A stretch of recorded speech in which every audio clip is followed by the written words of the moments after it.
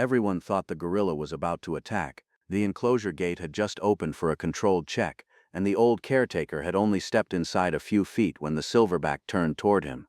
Not slowly, not lazily, with the kind of deliberate full-body turn that makes every trained keeper in the room hold their breath. The crowd behind the observation barrier went completely silent. One keeper pressed her radio to her lips and whispered something. Another moved 2 steps closer to the safety latch without taking her eyes off the animal. Because when a silverback weighing close to 400 pounds locks onto a person and starts moving, there is no such thing as a small mistake. There is only what you do in the next 3 seconds. And the gorilla was moving now, slowly, directly, straight toward the man standing near the gate. The man did not run. He did not raise his hands. He did not back toward the exit the way every instinct in his body was probably telling him to. He stood there, weight low, arms loose at his sides, and let the animal come. That detail alone stopped one of the senior keepers cold. Because a person who panics in that moment does not stand still. Only someone who has spent years around animals this powerful knows that stillness is the only language that matters right now. Because the gorilla was still coming. 3 steps. 4. Close enough now that the people behind the barrier could hear him breathing. Deep, rhythmic pulls of air through wide nostrils, not the short, sharp breath of aggression. Something else, something slower. And then just a few feet away from the man, the silverback stopped. He stood there, still as stone, and the look in his eyes changed. Was this danger, or was it something nobody in that room had prepared for? The man's name is Daniel Mercer. He is not a showman. He is not a wildlife celebrity, or a conservation influencer with a camera crew following him around. He is a former wildlife caretaker, 61 years old, with calloused hands and a quiet way of moving that most people who work around large animals eventually develop without realizing it. The kind of stillness that comes not from fearlessness, but from understanding exactly how much can go wrong. Daniel had not been inside this sanctuary in 8 years. He had not seen this gorilla in 8 years. He had driven 4 hours that morning after receiving a careful, measured phone call from the sanctuary's animal welfare director. The call had not been emotional, it had been clinical. They had noticed behavioral changes in the silverback over the past several months. Withdrawal, restlessness, a pattern of returning repeatedly to a specific corner of the enclosure near the old service gate, an area he had no functional reason to visit. They had ruled out illness, they had ruled out social conflict within the group, and then almost reluctantly the director had mentioned Daniel's name to the head keeper, who had gone very quiet for a moment before saying, "That might be worth a conversation." Daniel had not promised anything when he agreed to come. He had not told anyone that the gorilla would remember him. He is not the kind of person who makes promises about animals. He had simply said he would come, follow the protocols, and see what happened. And so here he is, inside an enclosure that smells like wet earth and hay, and the thick musky scent of a dominant male who has ruled this space for years. His boots are the same kind he always wore. His jacket is older but familiar in the way that worn things carry scent. The sanctuary team had actually asked him about that before he went in, what he was wearing, what soap he had used, whether anything had changed dramatically about his daily routine in a way that might alter how he smelled. Daniel had found that question oddly moving, because it told him the team understood something important, that for an animal like this, memory does not live in the face, it lives in the nose. He had followed every instruction, no sudden movement, no reaching forward, no raising his voice above a calm conversational tone. He had entered through the service gate with 2 experienced keepers flanking him at a respectful distance, and he had simply stood there and let the gorilla decide what happened next. He had not called out the animal's name, not yet. He had just let himself be present. A familiar shape, a familiar smell, a familiar way of being still in a space, and the gorilla had turned.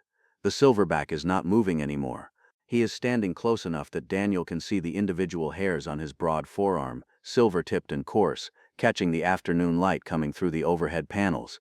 His face is unreadable to most people, wide-set eyes beneath a heavy brow, a jaw that could crack bone without effort, a chest so deep and broad that his breathing visibly moves his entire upper body. But Daniel is watching the small things, the set of the shoulders, the position of the hands, the angle of the head, and what he sees is not aggression. It is not the forward lean of a threatened male preparing to charge. It is something harder to define, something between caution and curiosity. The posture of an animal that has encountered something unexpected and has not yet decided what it means. The gorilla lowers his head slightly and breathes in through his nose, a long, deliberate inhale, then another. Daniel does not move. And then quietly, in a voice low enough that the keepers near the gate could barely hear it, Daniel says one word, a name, the name this gorilla has not heard from him in 8 years. The silverback goes completely still. His eyes shift, not away, directly at Daniel's face. The way an animal looks when something has moved from the category of unknown into something older and deeper, something that does not belong to the present moment at all, but to a different time entirely. The senior keeper watching from the gate later said she had seen thousands of interactions between animals and caregivers in her career.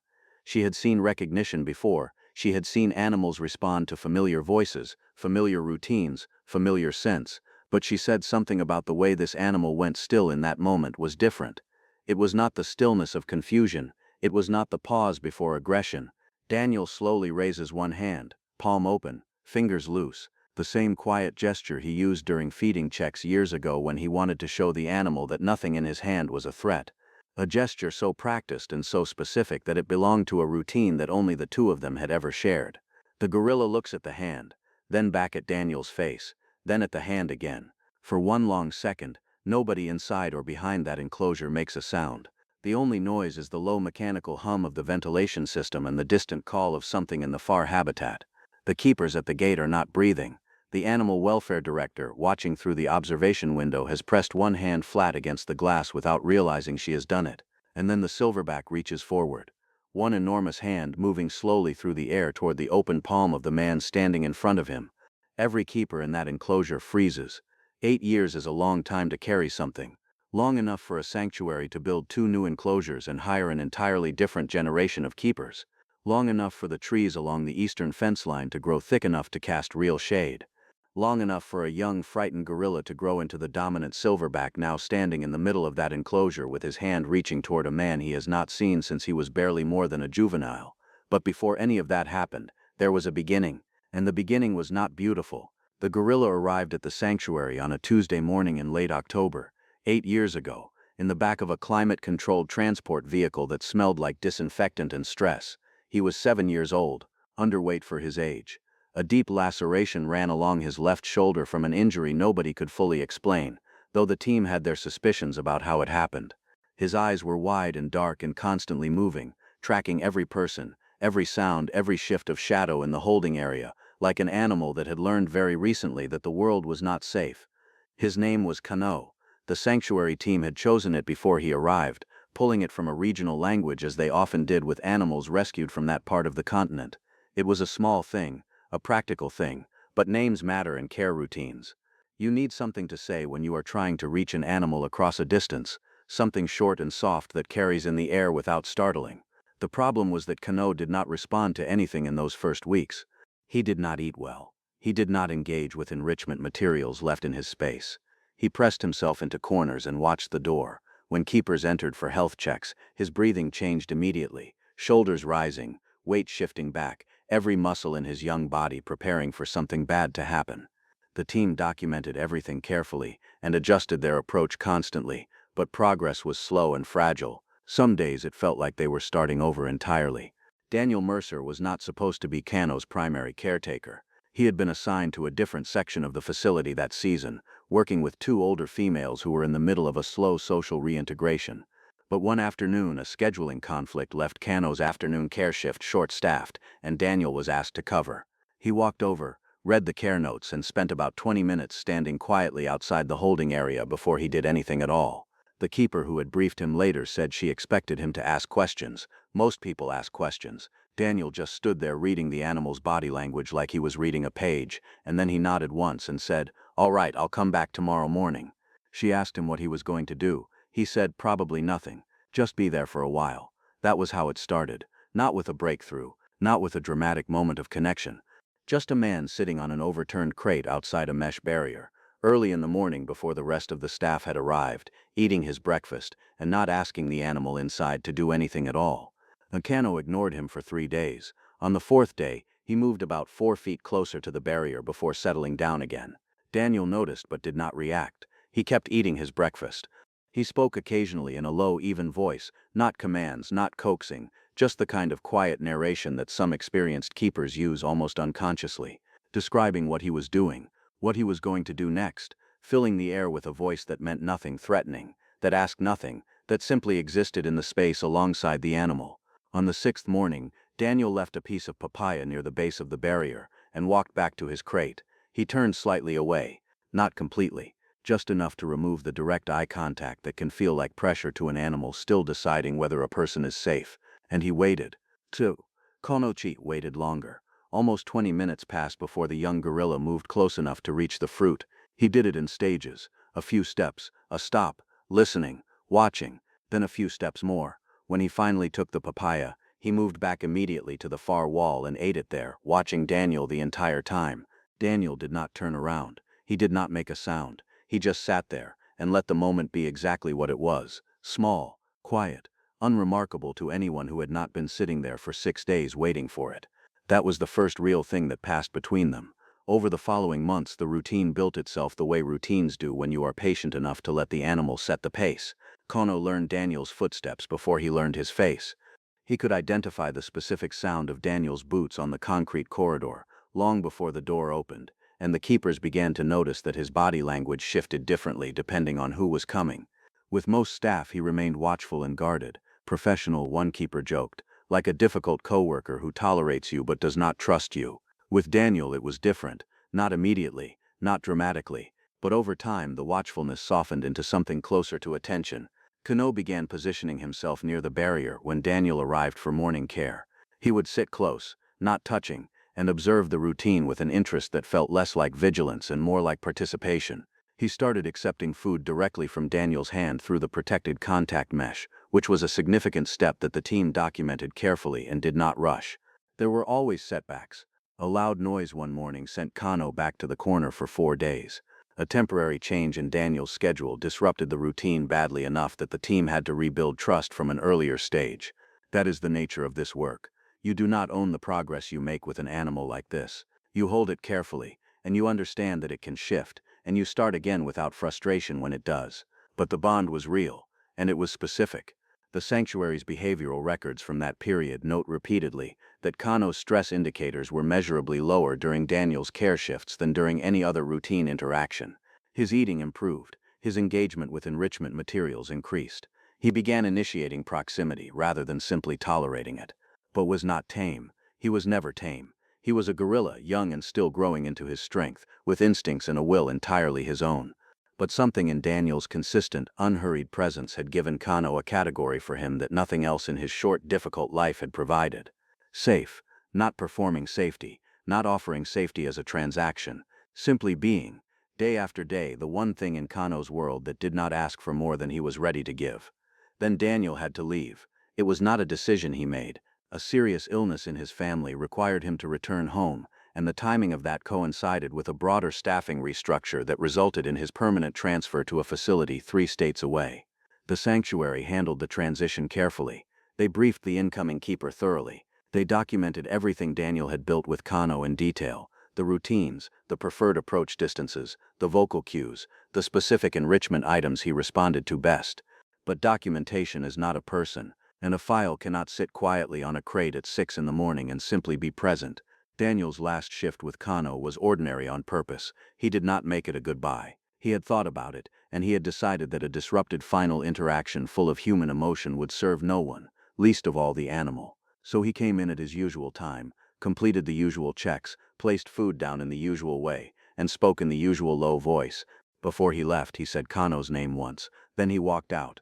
Kano watched him go from the back of the enclosure, stood there watching the door for a long time after it closed, according to the keeper who was monitoring that morning. Then eventually he moved away and went about his day. Daniel had told himself that was the right outcome, that a clean, undramatic departure was better for the animal, that Kano would adjust to the new keeper in time, that the bond they had built had done its job, which was never to be permanent, but to give a frightened young gorilla a foundation to stand on. He had told himself the gorilla would forget him eventually, that it was better that way. But 8 years later, when the sanctuary called, the animal welfare director mentioned something quietly before she even explained why she was reaching out. In the past several months, Kano had developed a habit. Every afternoon, usually in the last hour of light before the evening feeding, he would leave whatever he was doing and walk to the far northwestern corner of the enclosure, the old corner, the one closest to the service corridor where early morning care shifts used to enter. He would sit there and wait for someone who had not come in 8 years. Back in the enclosure, Kano's hand is still moving through the air toward Daniel's open palm. Nobody speaks. The two keepers near the gate have not moved in almost 30 seconds. The animal welfare director is still pressed against the observation glass. The only sound is that low ventilation hum and the slow deliberate breathing of a 400-pound silverback, deciding something that no protocol in any sanctuary manual has ever been able to predict. Kronos' fingers make contact, not grabbing, not gripping. The lightest possible touch against Daniel's palm, the way you might press your hand against a surface to test its temperature. Careful, exploratory. Like the animal is confirming something his nose already told him but that his body needs to verify on its own terms. Daniel does not close his hand. He lets Kano's fingers rest there and does not move a single muscle. Then Kano shifts his weight forward slightly and presses his hand more firmly against Daniel's shoulder. Not aggressive, not playful. The gesture has a quality to it that one of the senior keepers would later struggle to describe in her incident report, finally settling on the word deliberate.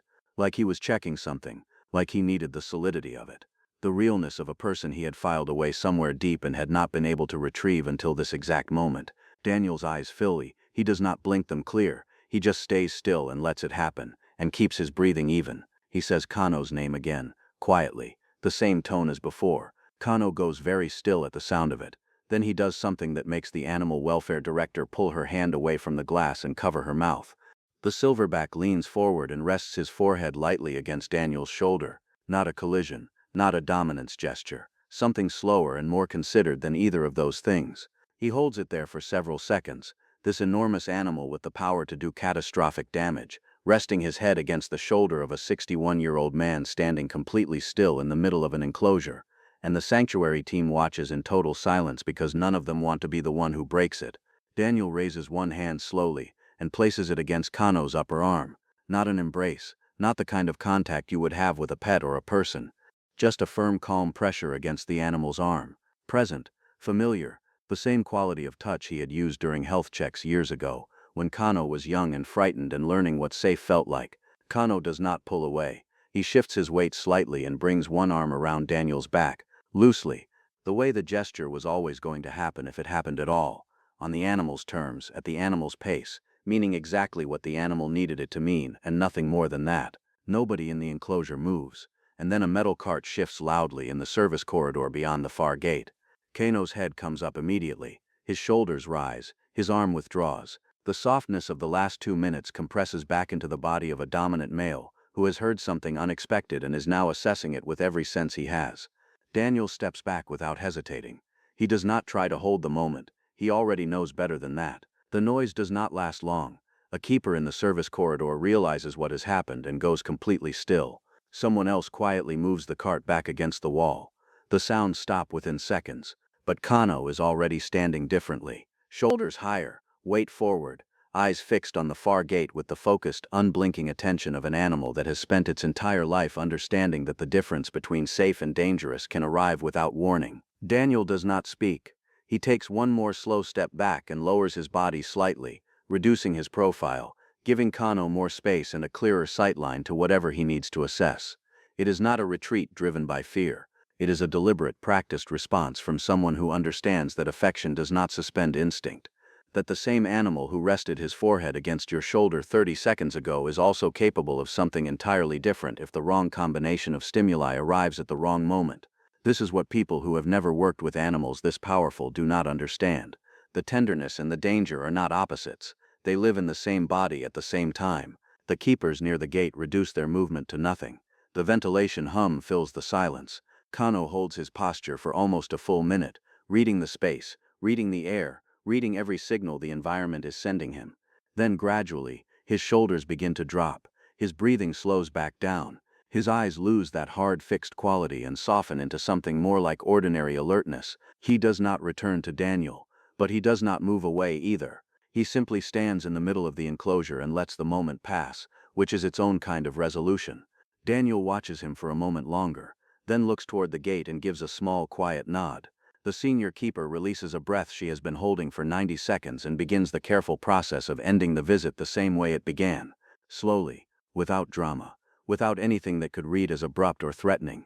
Afterward, in the briefing room, the animal welfare director is measured and precise in the way that good sanctuary professionals always are, when something significant has just happened. She does not use words like miracle or magic. She talks about behavioral indicators and stress responses and the documented evidence of long-term associative memory in great apes. She talks about what the visit confirmed and what it did not confirm and what the appropriate path forward looks like. Daniel is allowed occasional supervised visits, scheduled carefully, spaced out. No crowds, no observers beyond essential staff, no recording equipment inside the enclosure. The visits are not for Daniel. They are not for the sanctuary's social media presence or its donor communications. They are evaluated purely on the basis of whether they benefit Kano, and if that calculus ever changes, the visits stop.